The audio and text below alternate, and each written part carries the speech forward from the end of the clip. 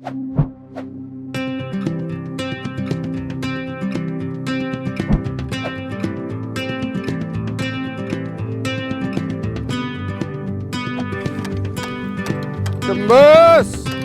Caboose! We've been a combination of bale grazing and winter grazing for 4 or 5 years. Typically we'll winter graze into January, February, and then we'll start letting them up on these bales. This is hay field behind us, so we hayed it, but we didn't haul the bales off. We just left the bales and strung hot wire for probably a week's worth of feed at a time. Our goal is to graze year-round and keep the cattle moving. That don't always happen. Last year we bale grazed, I guess, for 60 days, and then we went back to grazing in early March. If the weather gets really tough or the snow gets hard, then they'll have to come in here to the bales, and that's plan B. And then we'll strip graze the bales into 3-day increments. And then all we have to do is move the electric fence instead of starting the tractor every day. We've been bale grazing now since 2010. The year before that, we hauled manure out into the hayfield and decided that that was not cost effective to haul that manure out. So up until that time, we didn't have the stockpile of hay that we had that year. So it was convenient that that year was the year that we were able to try it. And the first year we had 380 bales that we put out on 120 acres, and we had 167 cows that we were bale grazing that winter. Every year we've changed. We've changed the design of how we set up our bales. The biggest management change is we're not running a tractor or pickup down here to feed every day. We've gone from, like 350 bales to start with. We're putting out a minimum of 12 to 1,500 bales into a field now. When we started, we were bale grazing that one field out on the highway. And we went back there 2 or 3 years in a row. Then we incorporated the field out here. And now we have a third field south of the road down here. Plus we have the land over on Drew's side of the hill that we bale graze. So we're basically doing it once every 4 years. And we're doing it at a higher intensity. Other than that, we've put in infrastructure in terms of water development and fencing, just to make it easier for us. This is something long-term for us, so we've been doing it for 10, 11 years, and we don't expect to change.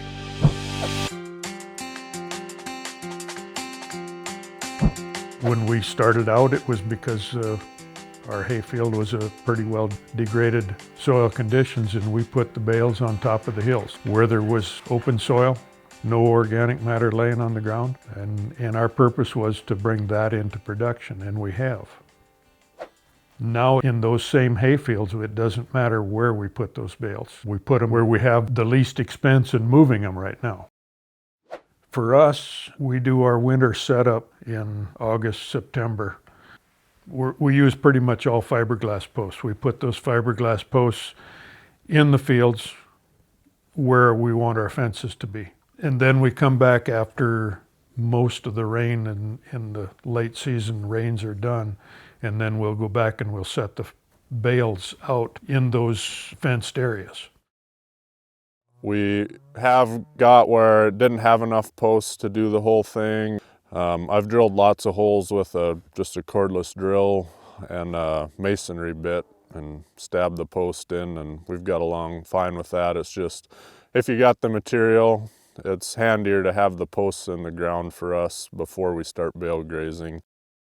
When it's 20 below and you got cows going back to where they've grazed, they'll rub and they'll bust those plastic posts off, so we've pretty much gone to just using metal step-in posts for bale grazing.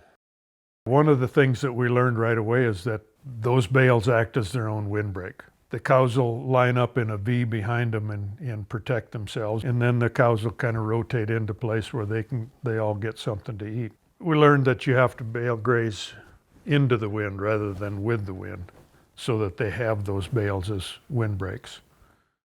In native prairie, we'll feed, if I have to feed and they're out there, we'll try to use a grain crop, an annual, so we don't have to worry about invaders like crested wheatgrass or brome coming in. Even a millet or something, you might get a few plants growing, but they're short-lived. We were standing there and the ground was like spongy and it grew quite a bit of millet there, but there was also western and echinacea and purple prairie clover growing in there. So it's not killing out the natives, but it's adding nutrients to the soil. I've heard, there's guys that are giving them a month's worth of hay at a time. We're in that 3-4 days to a week.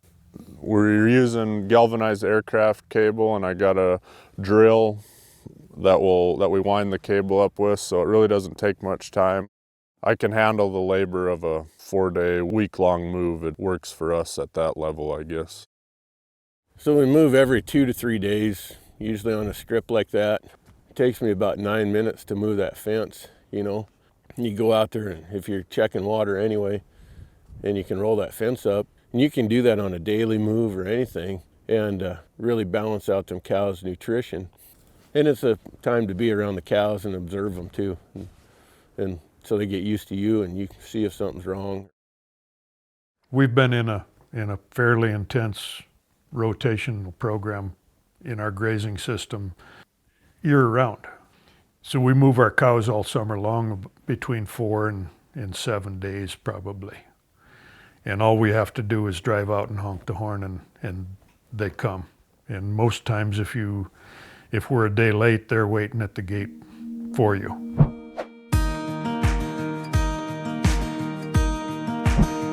One of the concerns that we had, we were trying something different, and those cows were out there in front of everybody in the world. And we were concerned that somebody was going to think that we were abusing our livestock. One year we had to break paths with a snowmobile to get cows from one rotation to the next. In that particular year, a blizzard was coming, so we decided to bring those cows home. After the snowstorm was all over, I said maybe we should go up and check and make sure there's no cows left. And we got up there, and there was 5 bales and 25 cows standing out there next to the highway, and they were just as happy as could be. They'd had no intention to come home, so they got along fine. So in bale grazing, you hear a lot about waste or too much hay left over, and you can move them too soon and leave a 6-inch mat of residue, which we're going to take a long time to break down. So part of it, there's a little bit of learning curve on when to move the cows. There'll be times that you couldn't put the residue in a trash bag. They clean it up really good, and part of that is how long you leave them. The nastier the weather, the better they seem to clean it up. Sometimes the first year after the bales, if there's a lot of residue, you might notice a thinner stand, but it's almost impossible to find where a bale sat 2 years ago due to any possible detriment from it, I guess, is what we've noticed. We don't view that hay that's out in the field as waste. That's a fertilizer. So if we can go out and buy bales of whatever, we'll do it, because we're importing their nutrients into our system. I get asked the question, do you see weeds out there? And yeah, we see weeds a year after we bale graze.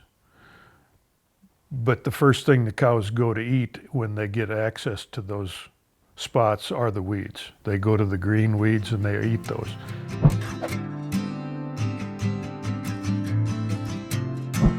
It's worked out really good for us. We've had years, in like 2016, we had a big blizzard over Christmas. I just rode the snowmobile down to check water. I didn't have to plow snow to go feed or anything like that. That winter we did run out of bales to bale graze, and so I was having to come down with a tractor to feed. I'd come down every other day because I had to plow snow to get here, and I was burning 35 gallons of diesel fuel a day. So the economics changed in a hurry when I was bale grazing that winter to when I had to start rolling out feed to them. ran a little bit of numbers on the economics of, if I wasn't plowing snow, but just if I could drive down here and feed. And so I calculated in the cost of hauling these bales off to the hay yard, which there's a hay yard close, and then coming down and unrolling the bales every day versus bale grazing. And roughly 14 cents per head per day labor to feed these cows, rolling the hay out. And if you prorate the fencing materials over 5 years, which it all should last longer than that, you're down to about a penny a day labor to feed. There's 200 cows in this bunch. So a penny a day labor to feed these 200 cows versus 14 cents a day. Basically keeping it simple, and we're keeping hours off our tractor. Tractor depreciation hours to run an hour on a tractor is like $150 to $200 an hour. So even depreciation is real money, because if you go to sell that tractor or something, it's a trade-off, and so them hours add up. I've a lot of times done that out in the wintertime, even run out there with the four-wheeler and roll up a fence and let the cows move.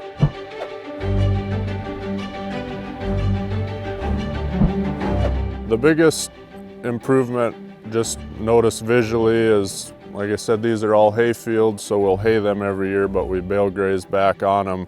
When you're cutting the hay the next year, you can see from the swather where the bale sat, because there's a circle where the bale sat that the grass and alfalfa is a darker green, and a lot of times the grass will be 6-8 inches taller in the impact area where the bale was.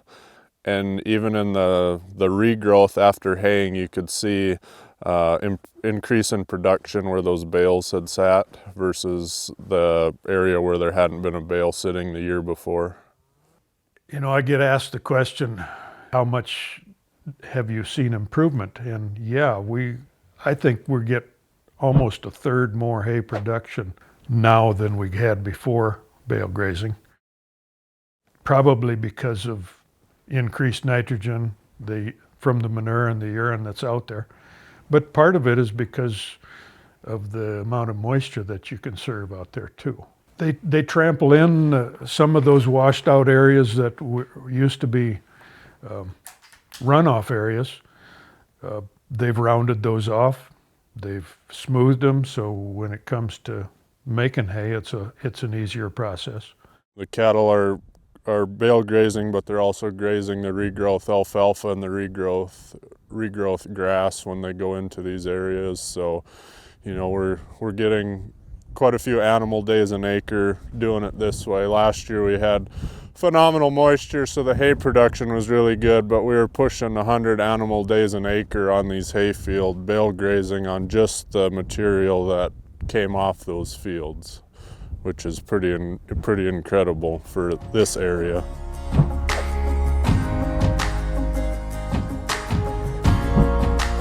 The strangest people walk up to you and say, I bale graze now.